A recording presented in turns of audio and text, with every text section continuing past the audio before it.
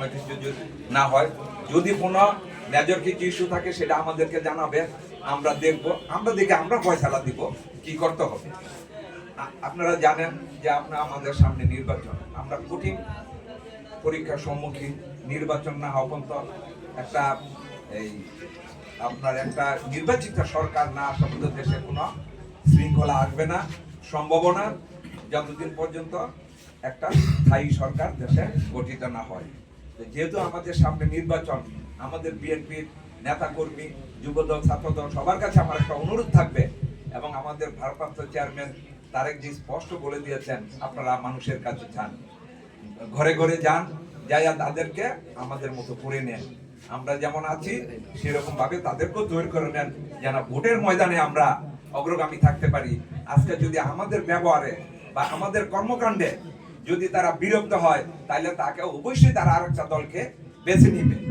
আপনারা এটা ধরে নেন না, এটা সাময়িক চলতেছে, কিন্তু আপনারা যদি স্থায়ীভাবে ক্ষমতায় যাইতে চান 10 বছর, 15 বছর, 5 বছর, তাইলে ভোটের মাধ্যমে অবশ্যই আপনাকে যেতে হবে।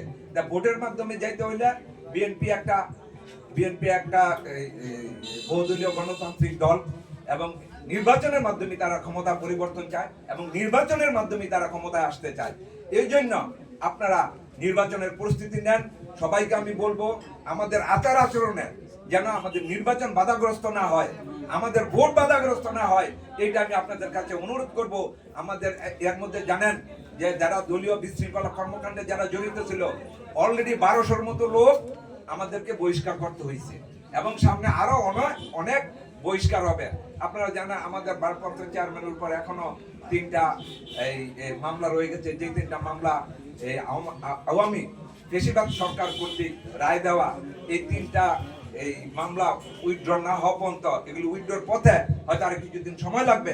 আপনারা উচ্চুক পর্যন্ত ধৈর্য ধরেন, তারেক জিয়া দেশে না আসা পর্যন্ত, এবং উনি পুরোপুরি মামলা থেকে মুক্ত না হওয়া পর্যন্ত আপনারা ধৈর্য ধরে সংগ্রাম আন্দোলন করে যাবেন, যাতে আমাদের কোনো কিছুতে বাধাগ্রস্ত না হয়, আমরা একটা সুন্দর নির্বাচন চাই। কারণ এইখানে নির্বাচন কন্ট্রোল করার জন্য নির্বাচনকে দীর্ঘস্থায়ী যাতে না হয়, দীর্ঘমেয়াদী একটা প্ল্যান চলতেছে। তা আমরা ওদিকে না যাইয়া কিভাবে দ্রুত নির্বাচনকে আগায় নিয়ে আসা যায়, এবং আমাদের প্রাপ্ত চেয়ারম্যানকে দেশে ফিরে নিয়ে আসা যায়। আমাদের যে আজকাল দলের যে মেইন কান্ডারি দেশনেত্রী বেগম খালেদা জিয়া, আপনারা জানেন দীর্ঘদিন কারাভোগের পর উনি খুব অসুস্থ, লন্ডনে এখন চিকিৎসাধীন আছে। এখান থেকে কিছু সুস্থ হওয়ার পর আবার আমেরিকাতে যাবেন লিভারের ট্রিটমেন্টের জন্য। তা আপনারা ওনার জন্য দোয়া করবেন, ওনারা জন্য অচিরে আমাদের মাসে ফিরে আসে, ইনশাল্লাহ আমরা কামিয়াবি হব। আমি আমার বক্তব্য এখানেই শেষ করছি। বাংলাদেশ জিন্দাবাদ, বাংলাদেশ জাতীয়তাবাদী দল জিন্দাবাদ, শহীদ জিয়া অমর হোক।